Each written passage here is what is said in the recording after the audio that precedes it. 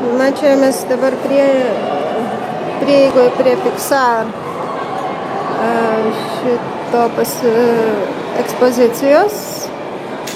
Čia va parodoma, kaip iš gabaliukų monstras padarytas. Jis turėjo va kiek milijonų plaukų. Taip tikroviškai.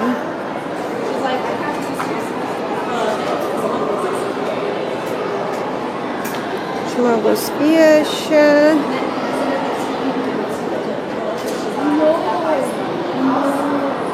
Ten yra dar apie Toy Story.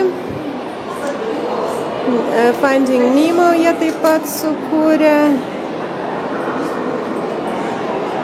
Ir Cars. Na va, mes jau viduje. Mums ką tik parodė 5 minučių intro filmą apie tai, kaip iš vis visi procesai kūrimo filmo kompiuterinio animacinio. Čia va visi yra veikėjai žinomi ir to mes dar pažiūrėsim, kur čia kas. Va, tarkime, čia tiesiog yra XYZ nustatytos koordinatės ir va, kiekvienas taškelis turi savo koordinatės ir taip jų visuma sudaro vaizdą. Čia va, vaikas bando dabar nustatinėti taškus ir kažkokią tai figūrą piešti.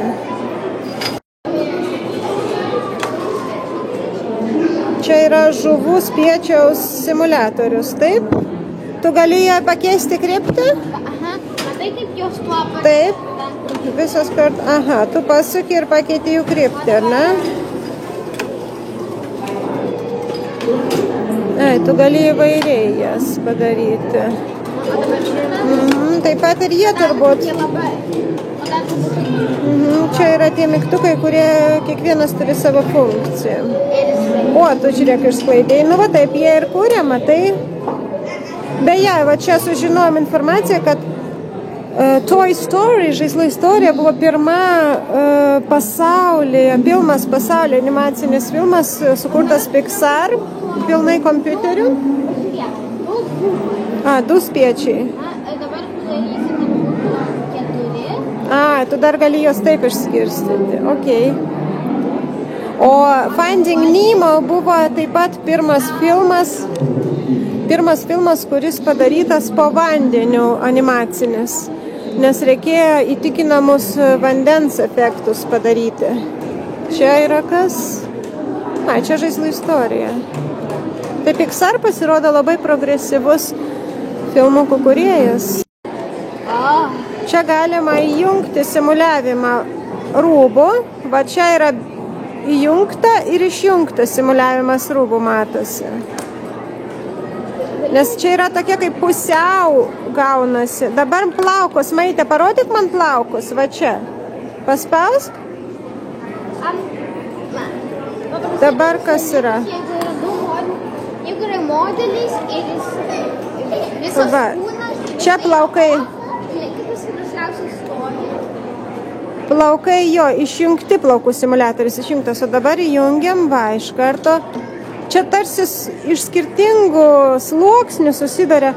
Žiūrėkit, o čia vanduo, dabar yra įjungtas vandens simuliatorius, o kai išjungtas, va, jisai tiesiog, žiūrėkit, kaip žemė.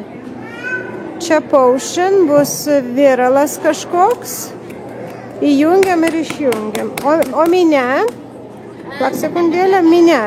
Dabar įjungta, dabar išjung, va.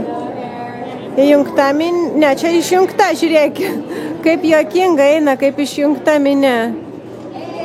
O čia jau gražiai visi apsirengę su... Taip stovi, ar ne, jeigu išjungti žmonės, kaip robotai tokie. Čia galima kurti įvairius modeliukus veikėjų. Didinti plotį, aukštį, figūras rinktis tam tikras. Va, čia siūloma paprastų figūrų pradėti. Ir va, čia yra pavyzdys, yra šitas daug žaislų krūva.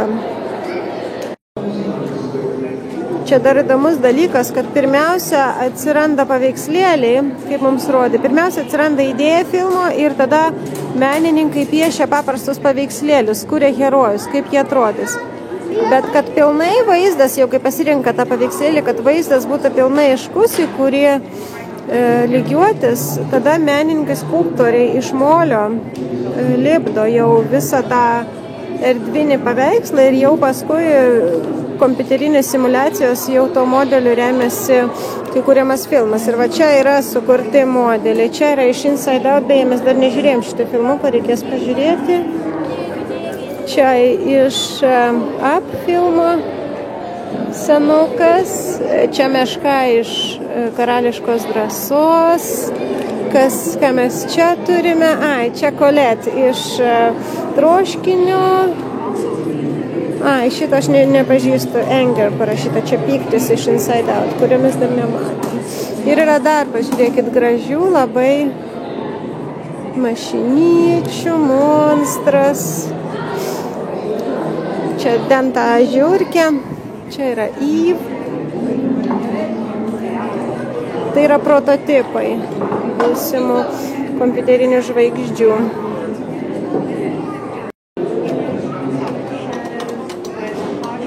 Čia galima įvairiai eksperimentuoti su šviesom. Apšvietimas yra, pasirodo, irgi labai svarbus, atskirai dedamas komponentas. Va, čia įdomi filme rodo, kad jeigu norime saulėtą, linksmą nuotaiką perduot, naudoja geltoną šviesą, o prieš tai buvo tokia pilkai melsva, nes buvo liūdesys. Čia vis apšvietimas dar taip pat svarbus. Na, o tau kaip?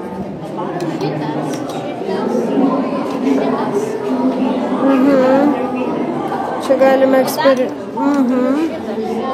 Gražiai atrodo, čia galima įvairiai eksperimentuoti su įvairiais šviesos efektais. Ta ir daro filmų kūrėjai. Pažiūrėk, visiškai kitokie efektai. Ir šešėliai, ir atspindžiai, ir refleksija, ir viskas. Ir blizgesys, ir nuimamas.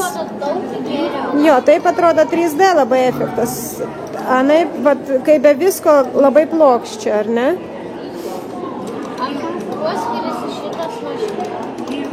Aš nežinau, kas čia iš šono? Kas čia per mygtukai parodyk? Refraction and reflection. Čia jau Wall-E prezentacija. Ir čia mes išvelniai vadinam Wall-E'is. Šiaip jie turėtų Wall-E reikėtų vadinti, bet Wall-E kažkaip meiliau. Čia galima kurti robotus. Visai įdomiai. Labai gerai limpa su magnetukais detalės. Čia galima įdomi robotukus sukurti. Štai kaip gerai. Čiukšt. Čia įdomiai rodo, kaip daro paprastesnės figūras erdvinės sukuria kompiuteriu. Matote, kur tas kūgis virš galvos. Va, būna tokia paprasta figūra, kurią nupiešia ir paskui jie va taip apsuka ir žiūrėkit, gavosi 3D modelis. Ir tai yra vakas, pažiūrėk, matai cilindrai tokie. Jeigu va šitą pasuk į tą pačią pusę ir kieno tai? Štai, tai yra lemputė, kurios buvo ant Eve, taip? Va, tai iš tokios paprastos figūros, taip ir žiūrėkit, ir kuriami vaizdai. Čia kas yra toks balionas iš Up, taip? Wall-E pagamina Maja, tai pažiūrėsim, žiūrėkit, kaip čia, pažiūrėk. Taip, pažiūrėk, čia žiedelis iš piramidės. Pažiūrėk, kaip daro iš figūros. Čia šitas kūgis, taip, Kristoferis padarė. O čia yra kamuolys. Gerai. Dabar einam Wall-E žiūrėti, kurį Maja pagamino. Maja padarė Wall-E. Taip, panašu. Akytės, o tu padarai šitą. Čia ratuką. Ant ratuką. Štai. Va čia labai geras pavyzdys, kaip šviesa perduoda nuotaiką. Galima reguliuoti įvairiaus šviesos šaltinius, tiek išorinius pro langą, tiek lempas viduje ir taip galima kurti įvairiausias nuotaikas filmo. Priklausomai nuo to, kokia nuotaika. Va čia matosi, kad nuotaika labai niūri pas žmogų. Va ir čia įdomus ekranas, kaip galima su šviesom perteikti skirtingą nuotaiką. Pažiūrėkit, čia yra toks nei šis, nei tas. O va čia, žiūrėkit, krenta šviesa, saulė vis didėja ir aš galiu dar ją pakeisti. Va čia yra mygtukas, žiūrėkit, ant saulės spindulys krentantis ant grindų, iš kurios pusės apšvietimas gali skirtingą herojų apšviesti. Tada yra spalvas galima, va čia jau mėlynas spektras labiau, čia raudonas, čia toksai geltonesnė šviesa, galbūt galima ryškumą keisti, bet visiškai kitokia nuotaika ir tai jie naudoja norėdami emocijas perteikti. Pavyzdžiui, čia nuotaika matosi, kad gera ir laimės. Čia matosi, kaip kuriama žolė. Duodamas, pavyzdžiui, pavyzdys, prašo sukurti štai tokią žolę ir galima naudoti įvairius parametrus, tokius kaip skaičius, žolyčių stiebelių, spalva, ilgumas. Tada kiek bus, taip, čia yra tas banguotumas, toks nelygumas. Čia, kad skirtingas pusės aš padariau būtų užlinkę. Taip, įvenu čia, jeigu dažnai stankumas ir taip toliau. Ir pabandom paspausti, kokią žolę aš sukūriau. Štai tokią. Čia rodoma tai, kad kiekvienas personažas dviem etapais kūriamas. Pirmiausia, jo figūra padaromas, skeletas, kokia ta erdvinė figūra ir tada jau išorė apipavidalinama. Ir va čia galima pažiūrėti, čia yra, sako, kad wall yra praktiškai kubas, kurį galima aprengti, ko nori. Va žiūrėkit, kaip galima iš kubo padaryti wall į. Arba va čia kažkokios kitos medžiagos. Arba va šitas va yra kūgis ir tu gali, aišku, medžiaga jų neaptraukia, daro skirtingai, bet matosi, kaip galima padaryti bet kokią, čia turbūt ledų ragelis. Žinant formą bazinę, galima padaryti įvairius dalykus iš jų ir taip yra animacija ir naudojama. Čia galėtų būti kažkoks galbūt žaislas. O čia apie tai, kaip suteikiamas įspūdis įvairiems figūrams. Tarkim, va šitą rankeną, jinai tokia nelygi ir groblėta. Čia svogūnai, jie ganėtinai netgi šiek tiek blizga ir labai glotnus. O ten viršų išvis blizgantis tas vamzdis. Ir va čia galima, kai turime mes paprastą, kaip sakiau, jau erdvinę figūrą, galime kaip nori apipavidalinti. Ir čia labai gražiai rodo, kaip galima keisti vaizdą. Va čia, tarkim, labai groblėtas paviršius, jį galima mažinti, va aš dabar mažinu groblėtumą, iki visiškai blizgaus nupoliruoto daiktą, kuris viską atspindi. Dabar čia galima jo skaidrumą, kad jisai persimato ar ne. O dabar jisai visiškai skaidrus, o dabar jisai toksai spalvotas yra. O čia mes reguliuojame reflection, atspindys. Kiek jisai atspindės paviršius. Čia visiškai atspindi ir blizgantis, o čia jisai yra matinis, visiškai neatspindi paviršius. Ir galima reguliuoti įvairiausius, daryti va čia dar efektus, rinkti įvairiausius, va, pavyzdžiui, challenge siūlo va tokį padaryti. Priduoti įvairius efektus, paskui refrakcijos kampą keisti, spalvas skirtingą suteikti ir va tokiu būdu jie animatoriai ir kūrė įvairias figūras, kokias reikia. Na, dar viena erdvinė figūra ir ji lengvai tampa sūriu. Čia visur pasikartoja daugelį ekspozicijų, o čia Wall-E yra šiukšlių kubas, taip. Čia kas tortas, viskas susideda iš bazinių figūrų. Arbūzas, taip. Arbūzas su arbūzas. Maisa arbūzas. Na ir čia dar viena didelė salė, kuri skirta būtent animacijai, judėjimui herojų. Čia dar daug visko, bet mes jau ganėtinai pavargę po kelių valandų muziejuje. Va čia vaikai daro filmuką, vaikas su mama daro filmuką su ta lempa piksarinė. Ir filmuoja. Čia įdomu.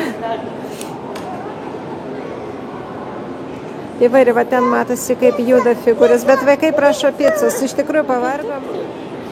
O čia galima pačiam sukurti tą filmuką su šokinėjančia lempa, va parodyta, kaip ją reikia nukreipti, kokie etapai, įsirašyti kiekvieną pozą tos lempos ir tada sujungti ir gausis šokinėjanti lempa. Tik nežinau, ar mano vaikams užteks energijos. Na, kaip progresas jau yra, ne?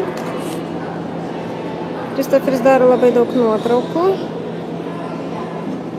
Po truputį sukioja tą lempą vis.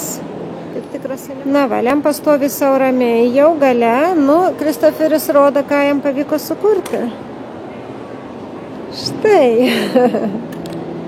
Op. Čia jeigu tu norėtum šerbetą atsipilti. Paskutinis akordas, saldumynų lunch. Taip, jau nespėjom. Čia yra picos ir griliaus kavinė, bet jau mes nespėjom. Ačiū, kas buvot su jumis. Mums labai patiko šitam muziejui, bet kadangi mes praėjom tik pusę jo, tai reikės grįžti kitą dieną. Per 4 gal valandas mes praėjom tik pusę muziejaus. Ar gal net daugiau negu 4, gal net 5.